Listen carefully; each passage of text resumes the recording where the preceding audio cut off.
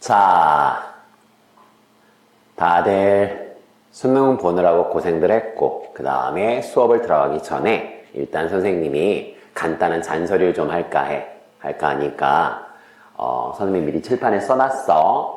수능이 끝난 후 이제 남은 기간 동안에 쓰리 논술을 벼락치기로 공부를 하시건 뭘 하시건 간에 어찌되었건 준비하는 자세에 대해서 선생님이 몇 가지만 해마다 질문이 많이 들어오는 것들이기도 하고, 그래서 일단 몇 가지만 설명을 하고 일단 시작을 하겠습니다. 자, 첫 번째, 끝날 때까지 끝난 게 아니다. 이게 지금 딱 우리의 자세이어야 한다. 지금 수능 채점하고 나서 어제 이제 수능을 채점하고 나서 여러분들 마음이 어떨지는 일단 예상은 가는데, 지금 컷에 걸려 있거나, 그래서 수능 체제를 맞추거나 못 맞추거나 이런 것들에 대해서 다들 지금 생각들이 많죠. 그리고 사실은 특히나 1년 더 공부했던 N수생들 같은 경우는 정시로 깔끔하게 승부를 봐야지라고 했다가 생각보다 점수가 안 나와서 또 좌절감을 느낄 수도 있고, 아무튼 지금 참 많은 생각들을 하고 있는 그런 시기인데, 일단 선생님이 해줄 수 있는 거는 아직 점수는 공개되지 않았다는 거. 그리고 참고 삼아 얘기하지만 수능이 끝났던 어제 저녁에도 실제로 학원을 와서 바로 공부를 시작한 학생들도 있었다는 거.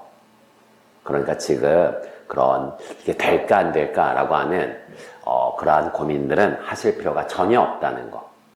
전혀 없다는 거. 그래서 항상 그런 거 있잖아. 해야 돼, 말아야 돼, 할까 말까. 이게 고민될 때는 언제나 하는 쪽으로. 그게 인생을 살아가는 하나의 삶의 자세가 아닌가 싶거든. 해서 다들 열심히 준비를 하는 게 맞다라고 일단 생각이 듭니다. 그 다음에 적당한 공부 시간에 대해서는 그냥 깔끔하게 얘기해드리면, 이제 수능은 아직 안 끝났다고 생각하는 게 맞고, 그 다음에 적당한 공부량은 그냥 눈 떠서, 그 다음에 지쳐서 눈이 저절로 감길 때까지 하시면 돼. 여러분들 인생에서 남은 일주일 또는 2주일 동안이 하루 종일 수학만 공부할 수 있는 마지막 기회라고 생각하시고, 평생 살면서 이렇게 수학을 공부할 일은 없거든요. 없으니까 그냥 눈 뜨자마자 책상에 앉아서, 또는 학원을 다니고 있으면 학원에 가서, 그래서 12시간, 보통 그냥 적정한 준비 시간은 밥 먹는 시간 포함해서 한 12시간 정도 되는 것 같아요.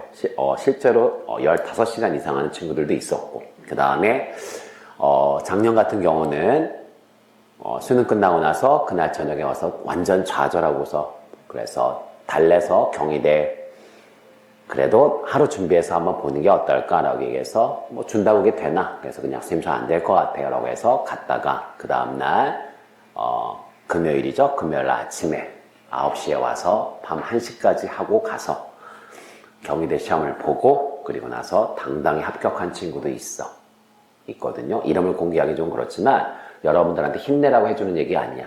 없는 얘기를 하는 사람은 아니니까 하여간 모른다. 그 결과는 모른다는 걸 꼭 기억했으면 좋겠어. 그 다음 이제 조금 구체적으로 공부와 관련되어서, 일단 논술 준비와 관련되어서 좀 얘기를 한다면, 일단 첫 번째, 논술 문제를 준비하실 때는 최근 3년치 문제를 집중적으로 연습할 것. 그 이전 문제는 출제 경향들이 거의 모든 학교들이 조금씩 바뀌었기 때문에 그 이전 문제를 풀지 마시고 최근 3년 문제를 열심히 푸시는 게 일단 시간이 부족한 친구들한테는 답이고, 그 다음에 문제를 푸실 때에는 모의 논술 문제를 풀고 그 해의 기출 문제를 푸시고. 왜 그러냐면 학교별로 이 학교에서 모의 논술이 나왔고 실제 기출 문제는 이렇게 나와서 주제가 연관된 게 있는지, 아니면 문제의 출제 경향이 유사하게 유지가 되는지, 이런 것들을 본인들이 느끼셔야 돼.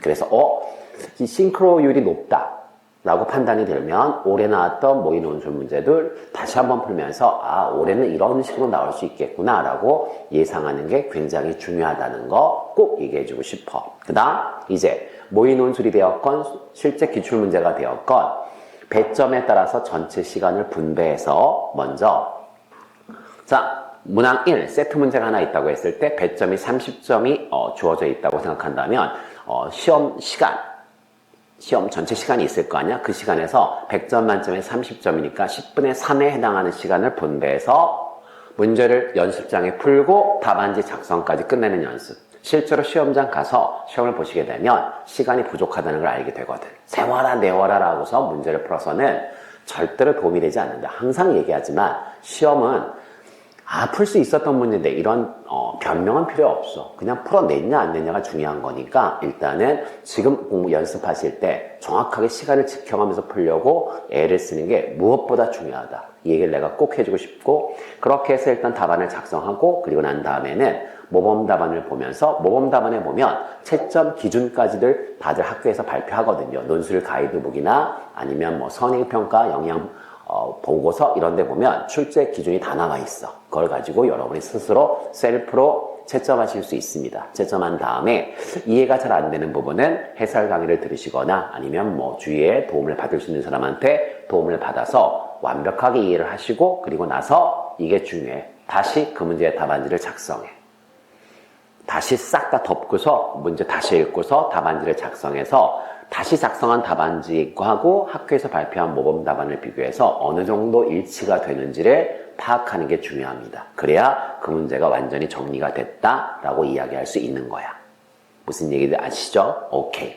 자, 요 얘기를 해주고 싶었어. 그 다음에 이제 답안지를 구성해 나가는 과정에 있어서 이제 우리가 수리논술이 수능이나 이런 시험에 비해서 처음에 버겁다라고 느껴지는 이유는 문제를 풀면서 필요한 변수들을 여러분이 직접 설정하셔야 돼. 가령 각 A, B, C를 세타라고 하자.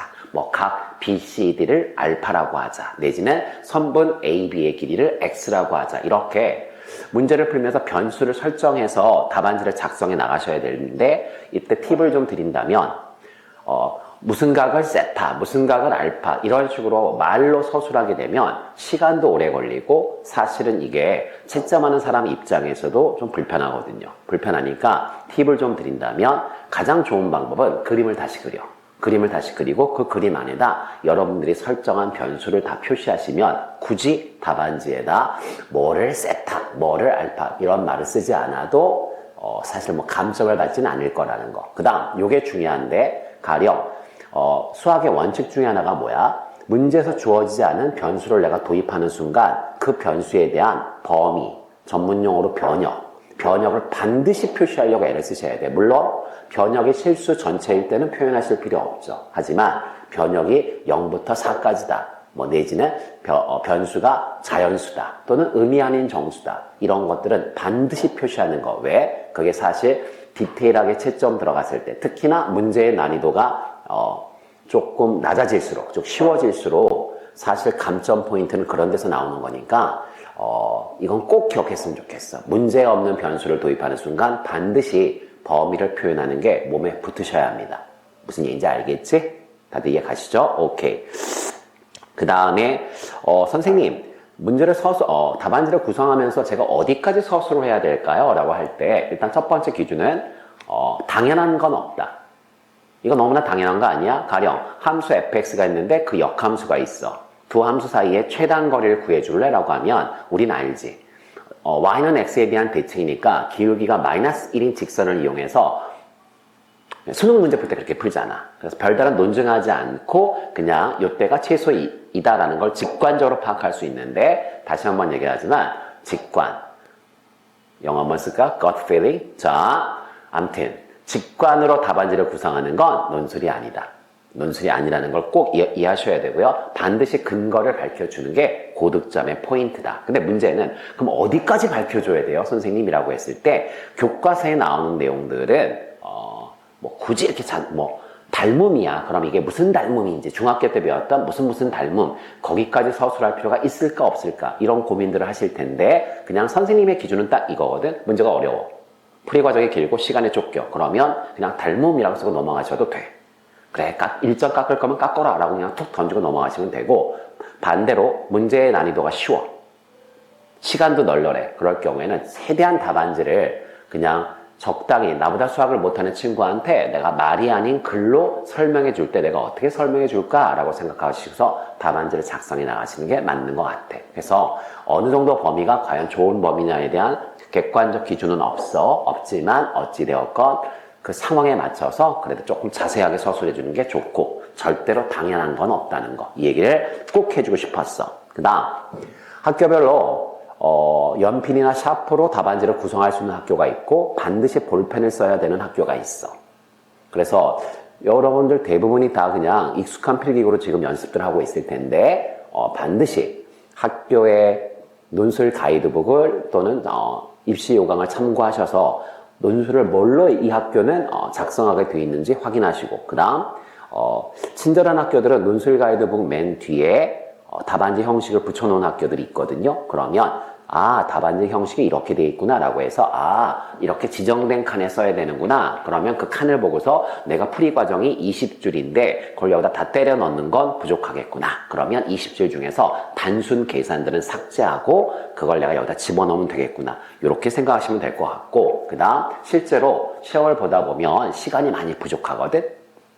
시간이 많이 부족하니까 딱 문제를 봤을 때 이거 그냥 간단하게 밀고 나갈 수 있어 라고 하면 바로 제출해야 되는 답안지에다 문제를 푸시는 것도 시간을 절약할 수 있는 요령이야. 무조건 연습장에 풀고 그 다음에 답안지에 옮기는 게 이게 사실 시간이 꽤 걸리거든요. 그 다음 지금 연습들 하시면서 가령 이 문제는 20분 안에 답안지를 작성을 해야 되는 문제야. 그러면 지금 어떤 연습을 하셔야 되냐면 내가 연습장에 푼 다음에 답안지에 옮겨 적을 때 어느 정도의 시간이 걸리는지를 파악하셔야 돼.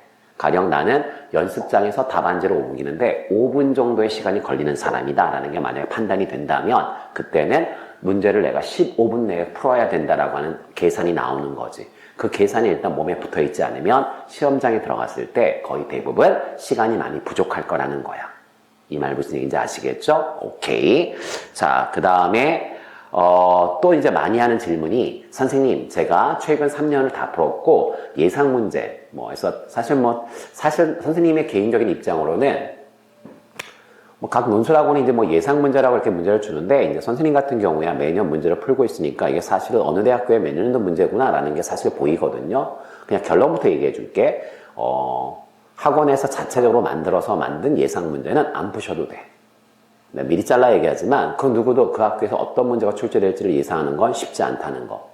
가장 좋은 예상 문제는 그 학교와 유사한 경향을 가진 또는 유사한 레벨에 있는 다른 학교의 최근 기출문제를 푸는 게 훨씬 도움이 될 거라는 거.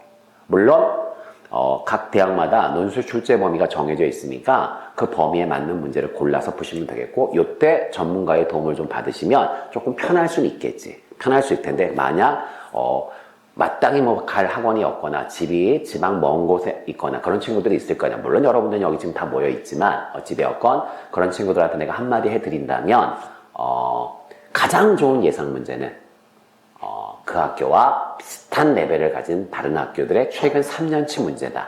이걸 꼭 기억하시고 그것들을 다운받아서 풀어보시는 게 훨씬 도움이 될 거라는 거.